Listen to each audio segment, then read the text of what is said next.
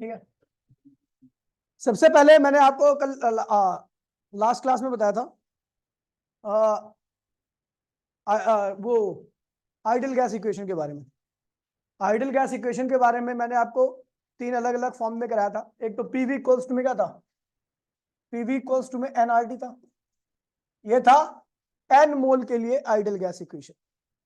फिर क्या था, पीवी इक्वल्स टू में आरटी था 1 मोल के लिए आइडियल गैस इक्वेशन। फिर क्या था, पी स्मॉल वी इक्वल्स में स्मॉल टी आर टी। ये था भैया जब गैस का मास कितना हो 1 ग्राम, गैस का मास कितना हो, गिवन मास जो हो आपका 1 ग्राम हो। ये कब है, एन मोल के लिए। क्या है ये, कहां बैठी है, मक्खी बैठी है क्या। एन मोल के लिए, ये 1 मोल के लिए। और ये आपको जब अप्लाई करना है जब गिवन मास जो हो, गिवन मास जो हो, मास जो हो आपका 1 ग्राम हो और मोल की संख्या क्या हो 1। ठीक है, समझ गया, ये था आपका। और फिर मैंने एक इक्वेशन कराई थी पीवी इक्वल्स टू में के बी, ये एक मॉलिक्यूल के लिए था, एक मॉलिक्यूल के लिए आइडियल गैस इक्वेशन। ये पीवी इक्वल्स टू में एन के बी टी, ये था एन मॉलिक्यूल के लिए। किसके लिए, याद है, तो ये हमने लास्ट क्लास में पढ़ा था, इसके बारे में याद ही होगा सबको, नहीं याद होगा तो ठीक है, इतना सबको पता है, मैंने लास्ट क्लास में लिखवाया था। अब देखिए यूनिवर्सल गैस कांस्टेंट की बात करते हैं, जिसको कैपिटल आर से रिप्रेजेंट किया जाता है। अपने को पता है पीवी कोस में क्या होता है, एनआरडी होता है। अगर मैं मोल 1 ले लूं तो क्या हो जाएगा, पीवी कोस में, तो आर की वैल्यू क्या होगी, पीवी अपॉन में टी। अब मैं अगर स्टैंडर्ड टेम्परेचर प्रेशर की बात करता हूं, यानी एसटीपी, आप शॉर्ट एसटीपी लिखते हैं इसको, स्टैंडर्ड टेम्परेचर पे। ठीक है, तो स्टैंडर्ड टेम्परेचर की अगर मैं बात करूं, ये जो आर की वैल्यू आप जानते हो ना, केमिस्ट्री में आपने पढ़ा होगा, नहीं पढ़ा, नहीं पढ़ा, तो जो भी पढ़ोगे अगर केमिस्ट्री में अगर मान लो पढ़ते हो ना, तो वो एसटीपी पे ही पढ़ते हो। किसमें पढ़ते हो, स्टैंडर्ड टेम्परेचर प्रेशर पे। और मैं बात करूं भैया, स्टैंडर्ड टेम्परेचर कितना होता है, स्टैंडर्ड टेम्परेचर कितना होता है 273.15 kelvin and 0 degree centigrade. Pressure कितना होता है 1 atm या 76 मीटर ऑफ मरकरी, ये 76 है। ठीक है, या अगर इसको पास्कल में लिखना चाहते हो तो भैया 0.01 इंटू 10⁵ पास्कल के बराबर होता है। ठीक है, अब मैं, और वॉल्यूम ऑफ गैस क्या होता है 22.4 लीटर होता है। किस पे, एसटीपी पे। किसी भी गैस का वॉल्यूम एसटीपी पर इतना लीटर होता है। ठीक है, सारी वैल्यूज को रखा जाए। अच्छा, लीटर को मीटर क्यूब में कन्वर्ट करना, तो 22.4 गुणे में 10 की पावर -3 मीटर क्यूब हो गया। ठीक है भैया, ये हमने लीटर को किस में कन्वर्ट कर दिया, मीटर क्यूब में कन्वर्ट किया। ठीक है, और सारी वैल्यू को प्रेशर की जगह पर 1 atm रखा, समझ गए, वॉल्यूम की जगह पर 22.4 गुणे 10 की पावर -3 रखा, और टेम्परेचर की जगह पर हमने क्या रखा 273। सॉल्व किया, क्या है भैया 8.314। ये एसटीपी पे आपकी आर की वैल्यू है, और ये किसमें, कौन से सिस्टम में, एमकेएस सिस्टम में। किसमें है, मतलब मास अगर होगा इसमें तो कहीं मास का रोल है तो वो क्या होगा किलोग्राम, और लेंथ होगी तो मीटर में, और टाइम होगा तो सेकंड में होगा, मोल होगा तो मतलब अमाउंट ऑफ सब्सटेंस है तो क्या होगा मोल में होगा, टेम्परेचर होगा तो किसमें होगा केल्विन में होगा। ठीक है, तो इसमें समझ गया भैया, कोई दिक्कत तो नहीं है। तो इस तरीके से आप आर की वैल्यू को, ठीक है, अगर मैं इसको सीजीएस में निकालूं तो क्या होगा, सीजीएस में निकालने के लिए आर की जो वैल्यू एमकेएस में आ रखी है उसको किससे डिवाइड कर दो, क्योंकि आपको बता दूं 4.2 कैलोरी बराबर में क्या होता है,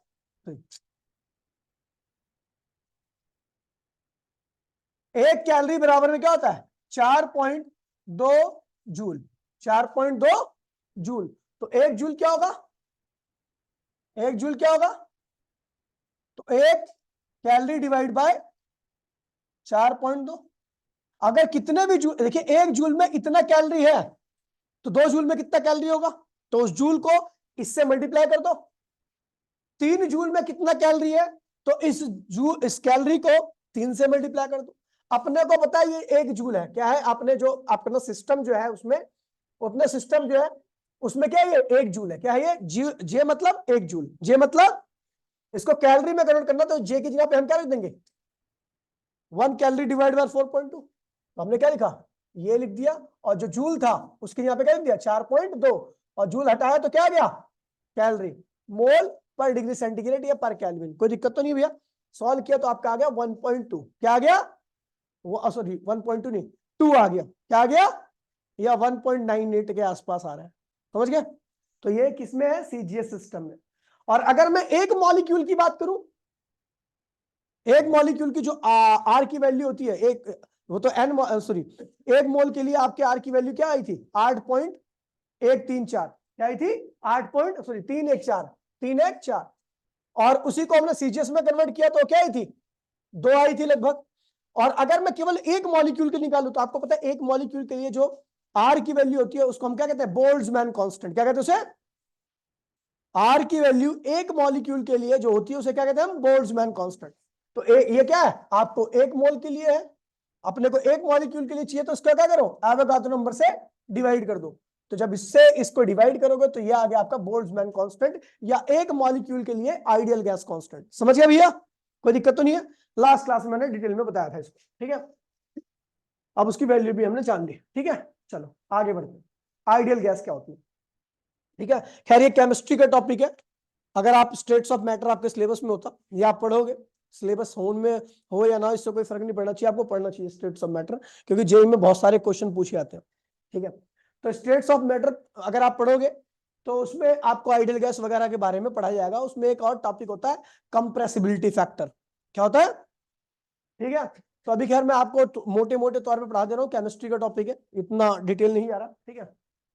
देखिए भैया, आइडियल गैस क्या होती है, आइडियल गैस तो वो गैस जो पीवी इक्वल्स टू में एनआरटी को हर टेम्परेचर प्रेशर पे फॉलो करे, कोई सा भी टेम्परेचर प्रेशर हो, वो पीवी इक्वल्स टू में एनआरटी को फॉलो करे, यानी उनके प्रेशर और उनके वॉल्यूम का जो प्रोडक्ट है, उनके प्रेशर और उनके वॉल्यूम का जो प्रोडक्ट है वो हमेशा एन आर इंटू में टी के क्या आ जाए, बराबर आ जाए, उस गैस को हम क्या कहते हैं भैया, आइडियल गैस कहते हैं। रियल गैस के लिए उनका प्रेशर और वॉल्यूम का प्रोडक्ट कभी भी एनआरटी के बराबर नहीं आता, अलग आता है। तो इसलिए रियल गैस आइडियल गैस से क्या करती है, डिफर करती है, अलग रहती है। तो रियल गैस क्या होती है, जो पीवी कोस्ट में एनआरटी को फॉलो ना करे, और आइडियल गैस क्या होती है, जो पीवी कोस्ट में एनआरटी को हर टेम्परेचर प्रेशर पर क्या करे भैया, फॉलो करे, उसे हम क्या कहते हैं भैया, आइडियल गैस इक्वेशन कहते हैं।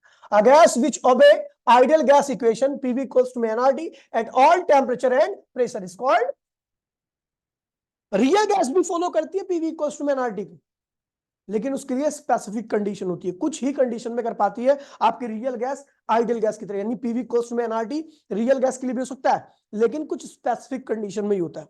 अब वो कंडीशन भी आपको बताऊंगा और उसका रीजन भी बताऊंगा, ठीक है। बाकी आइडियल गैस हर कंडीशन में पीवी इक्वल्स टू एनआरटी के बराबर रहेगा, लेकिन रियल गैस के लिए पीवी इक्वल्स टू एनआरटी कुछ स्पेसिफिक कंडीशन के लिए ही अप्लाई होता है, समझ गए भैया। अब देखिए वो कंडीशन क्या है, अगर मैं बात करूं तो आइडियल गैस की, तो आइडियल गैस में पीवी कोस्ट में किसके बराबर होता है, एनआरटी। तो एनआरटी को हमने क्या किया, पीवी के नीचे लगे तो पीवी अपॉन में एनआरटी हो गया, इसको मैं लिखता हूं जेड, क्या कहता हूं उसे, जेड, और इसका नाम होता है कंप्रेसिबिलिटी फैक्टर, केमिस्ट्री में पढ़ाया जाता है कंप्रेसिबिलिटी फैक्टर। तो आप देख रहे हो भैया ये जेड लिखा गया, और मैं इसकी अगर वैल्यू देखूं तो वो क्या आ रही है, एन आ रही है, 1 आ रही है, क्योंकि जब आप इसको उधर ले गए थे तो यहाँ पे क्या बचा था, 1 ही तो बचा था। तो पीवी अपॉन में एनआरटी जो कि क्या है, जेड है, उसकी वैल्यू रियल गैस के लिए क्या, आइडियल गैस के लिए क्या आ रही है, 1 आ रही है। आइडियल गैस के लिए क्या आ रही है, कंप्रेसिबिलिटी फैक्टर की वैल्यू आइडियल गैस के लिए क्या आती है, 1 आती है, यानी पीवी अपॉन में एनआर जो है एनआरटी, पीवी अपॉन में ये लिखा हो ना, पीवी अपॉन में एनआरटी, जो रेशियो होता है उसी को हम जेड कहते हैं, यानी कंप्रेसिबिलिटी फैक्टर। और आपको पता है रियल गैस में दोनों ही आपस में क्या होते हैं, बराबर होते हैं, तो जब इन दोनों का रेशियो करेंगे तो क्या आएगा, 1 आएगा, क्या आएगा, यानी अगर आप आइडियल गैस की बात करो तो कंप्रेसिबिलिटी फैक्टर की वैल्यू क्या होती है, 1 आती है। और अगर मैं रियल गैस की बात कर दूं ठीक है, यहाँ पे लिखा हुआ आइडियल गैस। और अगर मैं रियल गैस की बात करूं तो रियल गैस के लिए भैया जेड की वैल्यू 1 के बराबर नहीं आती है। जेड की वैल्यू 1 के बराबर या तो 1 से ज्यादा आएगी या 1 से कम आएगी। समझ गए, 1 से ज्यादा या 1 से कम। ये खैर केमिस्ट्री में आप पढ़ोगे, ठीक है। अब देखिए 1 से ज्यादा आ सकती है या 1 से कम आ सकती है, ठीक है। ये कौन है, कौन सी गैस है, रियल गैस है, ठीक है। चलो आगे बढ़ते हैं, फिर आ रहा भैया, ठीक है। वाइल जब हम आइडियल गैस की बात करते हैं तो कुछ एजम्पशंस है जो हमें याद रखनी चाहिए। जब हम रियल गैस की बात करते हैं, सॉरी आइडियल गैस की बात करते हैं, तो कुछ एजम्पशन जो है हमें ध्यान रखनी चाहिए। पहली एजम्पशन क्या है कि मॉलिक्यूल का साइज क्या होना चाहिए, नेग्लिजिबल होना चाहिए। बहुत अभी खैर जब आइडियल गैस की एजम्पशन देखोगे ना तो कम से कम 10-15 एजम्पशन है, लेकिन अभी केवल 2-3 एजम्पशन से ही काम चला लेंगे हम, अभी जो टॉपिक पढ़ रहे हैं उसके बाद डिटेल में पढ़ेंगे, ठीक है इसको। तो मैं बात कर रहा हूं भैया आइडियल गैस जो होती है उसके मॉलिक्यूल का साइज क्या होना चाहिए, नेग्लिजिबल होना चाहिए। क्या होना चाहिए, अब नेग्लिजिबल साइज होने से क्या होगा बताओ।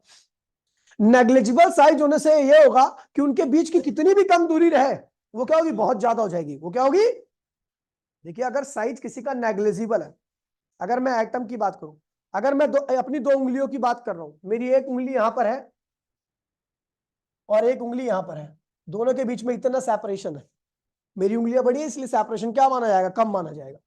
लेकिन अगर मैं इसी एटॉमिक लेवल पर इसी सेपरेशन को ले गया तो आपको पता ही है धरती से भी ज्यादा सेपरेशन है, इतना ज्यादा सेपरेशन हो गया।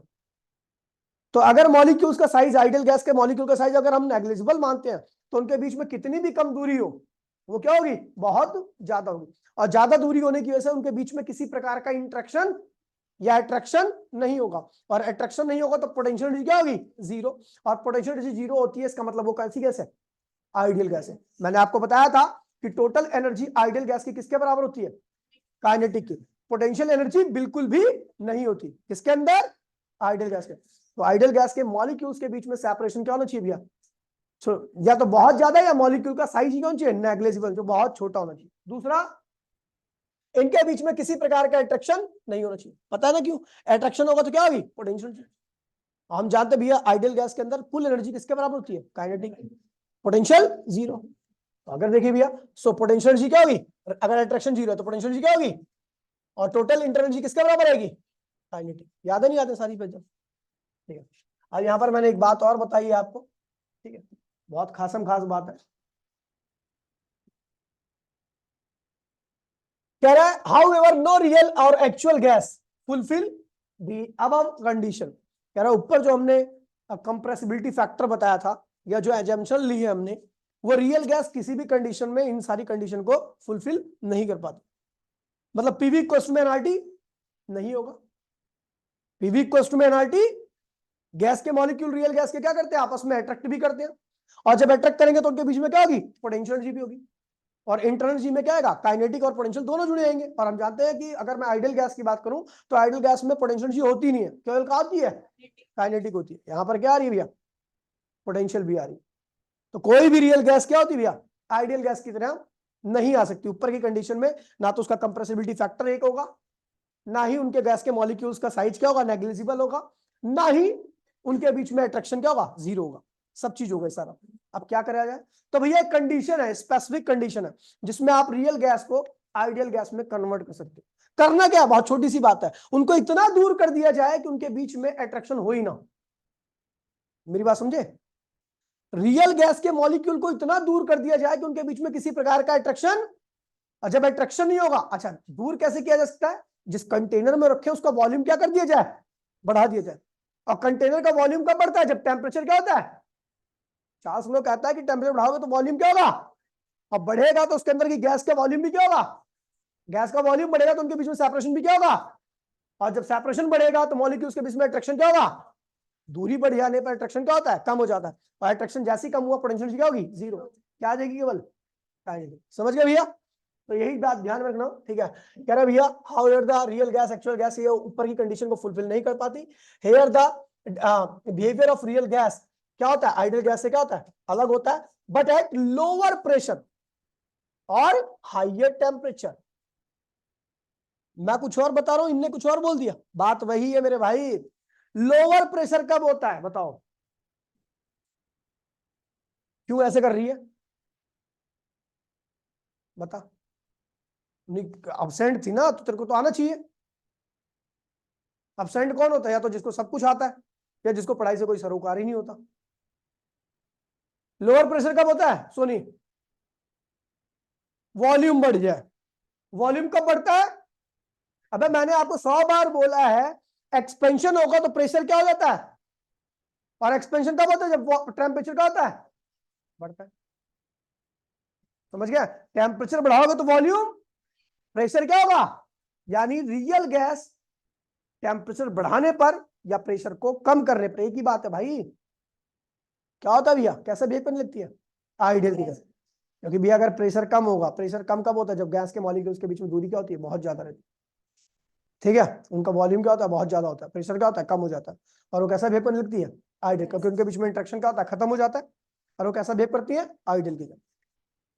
तो कह रहा है lower temperature the above assumption, ये सब क्या होता है, सब कैसा बिहेव करेंगे, लो प्रेशर और हायर टेम्परेचर पर ये जो सारी रियल गैस है वो कैसा बिहेव करने लगेंगी, आइडियल की तरह बिहेव। और वो रियल गैस कौन कौन सी है, कुछ सब नहीं है, ये है H2O, H2O, O2, N2, helium, ठीक है, etcetera, almost behave like ideal gas. होता क्या है ऐसा करने पर, तो बड़ा सिंपल सा मैंने लिखवा रखा है, आपको पता वही अपने मंत्र। ठीक है, जब आप टेम्परेचर बढ़ाते हो तो वॉल्यूम क्या होता है, चार्ल्स लॉ के हिसाब से बढ़ जाता है गैस का। जब गैस का वॉल्यूम बढ़ जाएगा तो उनके बीच में सेपरेशन भी क्या होगा, इंटरेक्शन बिटवीन मॉलिक्यूल्स क्या होगा, जीरो हो जाएगा। और जीरो इंटरेक्शन में पोटेंशियल एनर्जी क्या होगी, टोटल मॉलिक्यूलर एनर्जी किसके बराबर होगी, समझ गया। ये सारा था रीजन, आगे बढ़ते हैं। अब यहां पर जो ग्राफ बने, ये ग्राफ मुझे तो नहीं लगता कि आपके सर्वर पर आ पाएंगे वाले। ठीक है, ठीक है, ये ग्राफ देखिए बड़ा प्यारे ग्राफ है ये।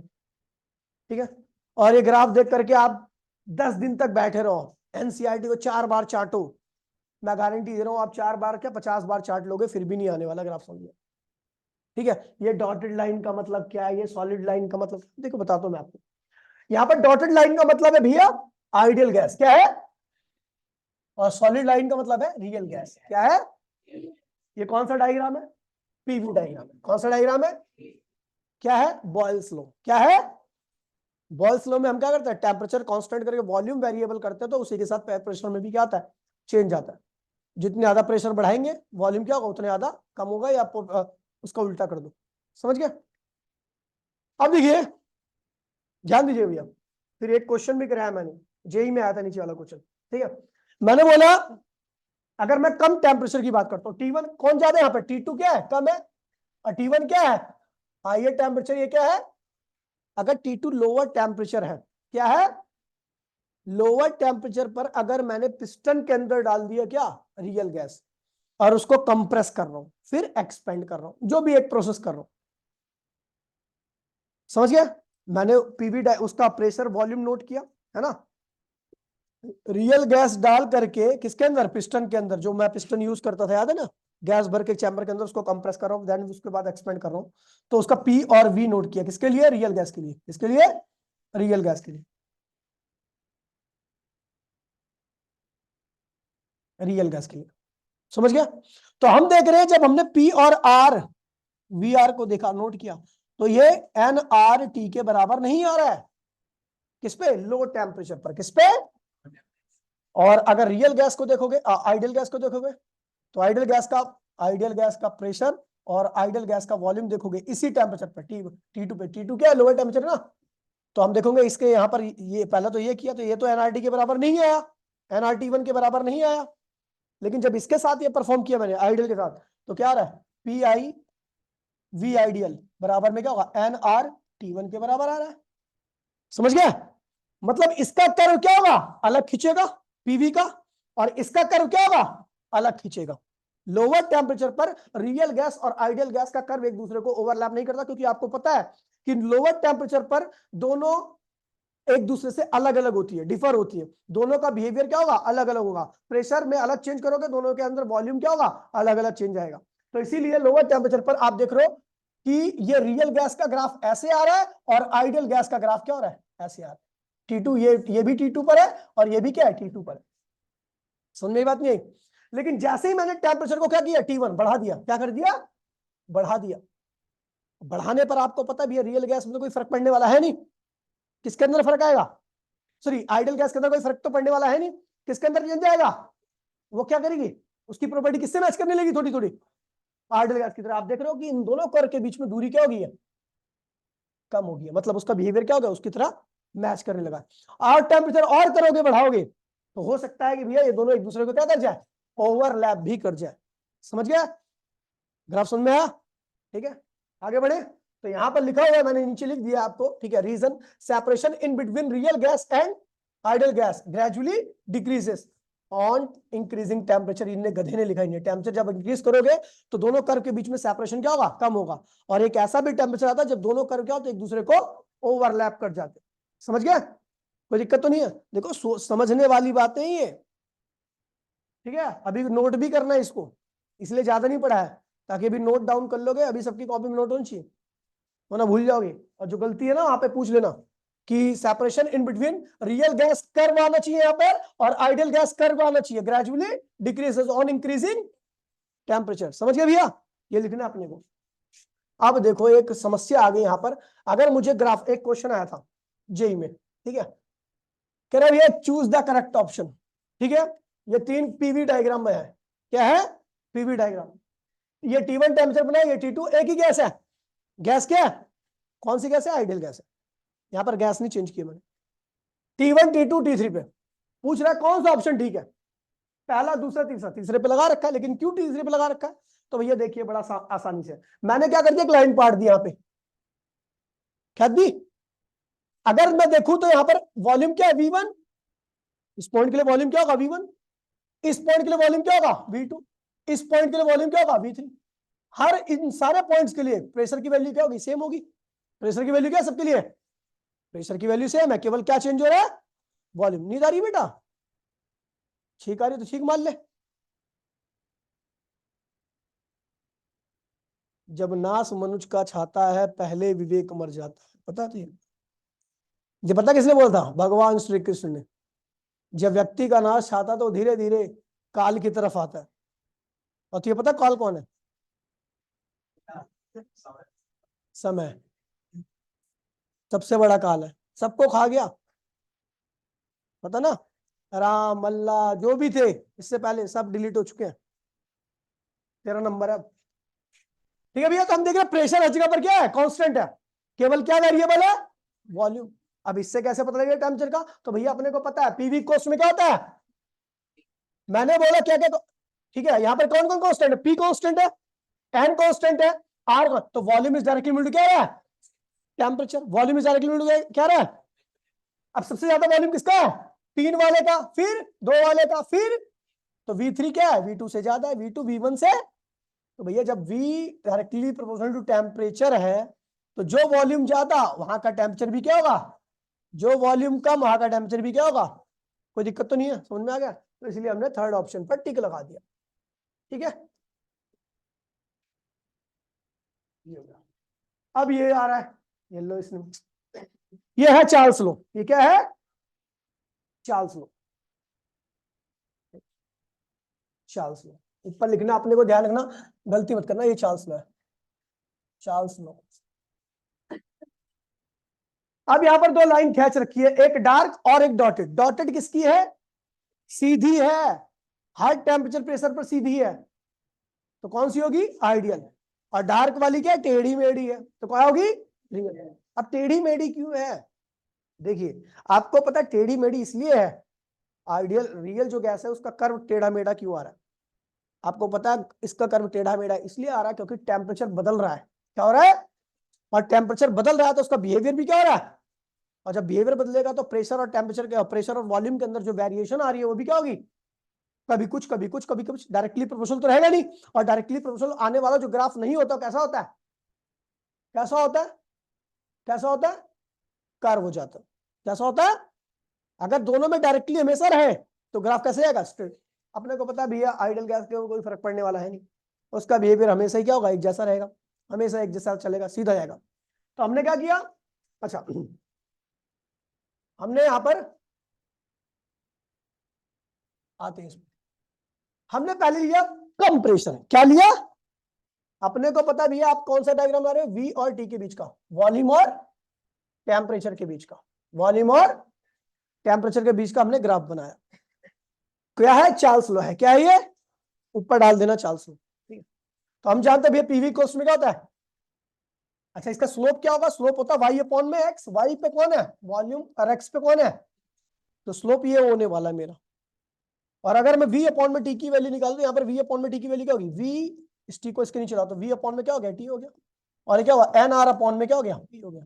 यही क्या स्लोप है, देखिए स्लोप है, स्लोप की वैल्यू क्या रखी, वी अपॉन में टी, और वी अपॉन में टी की वैल्यू क्या रखी है, और आप देख रहे हो स्लोप क्या है, पी के क्या है, इनवर्सली आ रहा है, क्या आ रहा है, पी के इनवर्सली आ रहा है, कोई दिक्कत तो नहीं भैया किसी को, स्लोप पी के इनवर्सली आ रहा है, देखो पी के इनवर्सली है स्लोप। अब हमने क्या किया, P2 कम स्लोप, सॉरी P1 क्या था, ज्यादा बड़ा प्रेशर था, क्या था, ज्यादा बड़ा प्रेशर था, ये क्या है, अब जब ज्यादा बड़ा प्रेशर रहेगा तो स्लोप क्या रहेगा उस लाइन का, कम आएगा, क्या आएगा, तो हमने लाइन खींच दी, देखो स्लोप आइडियल गैस के लिए खींच रहे, पहले किसके लिए खींच रहे हैं, सीधा ही जाएगा, आपको पता है एनी टेम्परेचर प्रेशर वॉल्यूम किसी कंडीशन में भी आइडियल गैस का ग्राफ क्या होता है, हमेशा कैसे आता है, स्ट्रेट लाइन, कैसे आता है, स्ट्रेट लाइन, समझ गया। ये तो पहले आइडियल गैस, पहले हम कह रहे हैं P2 प्रेशर किस पे ले रहे हैं, कम प्रेशर पर, सॉरी ज्यादा प्रेशर पर, किस पे ले रहे हैं, ज्यादा प्रेशर पर, हमने देखा भैया ज्यादा प्रेशर पर स्लोप क्या है, कम आएगा, स्लोप क्या आएगा, कम आएगा, तो हमने रियल गैस आइडियल गैस के लिए खींचा, तो वो ज्यादा प्रेशर पर, ये P1 है ना, ज्यादा प्रेशर पर आपका ये स्लोप आया, कोई दिक्कत तो नहीं है। अब हम कर रहे हैं भैया इसी प्रेशर पर रियल गैस के लिए, इसी प्रेशर पर रियल गैस के लिए, तो रियल गैस के लिए जब आप खींचोगे तो पहले रियल गैस क्या होगी, ये देखिए यहाँ पे टेम्परेचर क्या है, कम है, यहाँ पे टेम्परेचर क्या है, कम है, और कम टेम्परेचर पर जो आइडियल गैस का कर्व होता है, लाइन जो होती है, और रियल गैस की लाइन क्या होती है, अलग अलग होती है, तो ये अभी दूर थी, लेकिन आप देख रहे हो कि यहाँ पर ओवरलैप कर गई, कैसे, क्या हुआ यहाँ पे ओवरलैप क्यों कर गई, क्योंकि आप देख रहे हो कि भैया आप राइट साइड में आ रहे हो, और राइट साइड में जाने पर टेम्परेचर क्या हो रहा है, बढ़ रहा है, और राइट साइड में जब टेम्परेचर बढ़ेगा तो रियल गैस का बिहेवियर किससे मैच करने लगेगा, आइडियल से, इसलिए क्या होगा, वो उससे आके ओवरलैप कर गया, समझ गया। इनने ग्राफ यहाँ पर गलत बना रखा है, ये जो है लाइन ना, ये लाइन वो यहां से खींचनी नीचे से, ठीक है। अब मैं दूसरे प्रेशर पे जा रहा हूं, कौन सा प्रेशर, कम प्रेशर, कम प्रेशर बोले तो ज्यादा स्लोप, लाइन खींच दी किसके लिए, ये किसकी लाइन है, पिंक वाली लाइन किसकी है, आइडियल की, ये खिद्दी सिद्धि गई, ठीक है, समझ गया। अब मैं खींच रहा हूं रियल के लिए, और रियल के लिए आप देखोगे तो अभी तो अलग रहेगा, अभी अलग रहेगा ना, अभी अलग है, लेकिन आप देख रहे हो इधर आके क्या है, ओवरलैप कर गया, क्यों, क्योंकि आप टेम्परेचर बढ़ा रहे हो, टेम्परेचर बढ़ाने पे रियल और आइडियल गैस क्या हो गए, ओवरलैप कर जाते हैं, समझ में बात नहीं, कोई दिक्कत तो नहीं है। आप देखिए यहाँ पर क्या हो रहा है, नीचे लास्ट में लिखा हुआ है मैंने, कह रहा है in above cases we note that the behaviour of real gas approaches to ideal gas behaviour for low pressure and high temperature, उन दोनों का बिहेवियर जो होता है एक जैसा हो जाता है, या रियल गैस का बिहेवियर आइडियल गैस की तरफ अप्रोच करता है, कब, जब आपका टेम्परेचर क्या हो, ज्यादा हो और प्रेशर क्या हो, कम, समझ गए भैया। तो ये था, और फटाफट बढ़िया बढ़िया नोट्स बनाओ, ये नोट्स नहीं शेयर करूंगा, गलत है इसमें, डायग्राम देखना जब यहाँ पे पहुंचे ना डायग्राम, ऑनलाइन वाले, टाटा बाय बाय, जय हिंद जय भारत।